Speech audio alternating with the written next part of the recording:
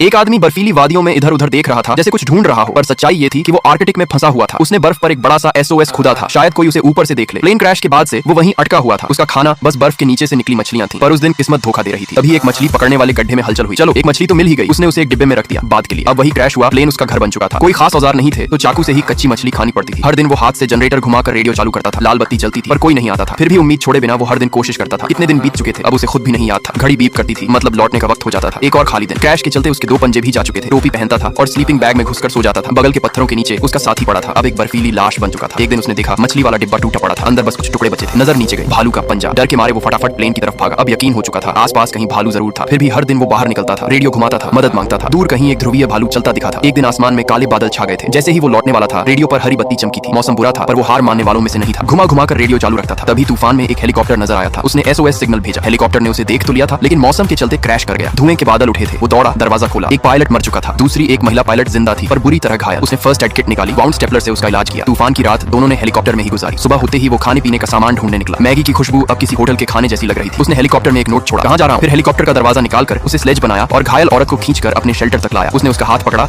और बोला अगर होश में हो तो दबा दो। इसके बाद वो फिर से क्रैश साइट पर गया। मरे हुए पायलट को अच्छे से दफनाया। वहीं एक गैस स्टोव और लाइटर मिल गया। सब समेटकर वो फिर स्लेज पर लाद के वापस आया। इस बर्फीली नरक में पहली बार अग्नि जली थी। मैप में रेस्क्यू स्टेशन काफी दूर दिख रहा था। तभी बाहर से हलचल हुई। वो दौड़ा, मछली पकड़ी। इस बार एक मोटी ट्राउट मछली। उसने एक गर्मा गर्म मछली नूडल सूप बनाया और उस औरत को खिलाया। जैसे उम्मीद की आखिरी लौ फिर से जल उठी हो।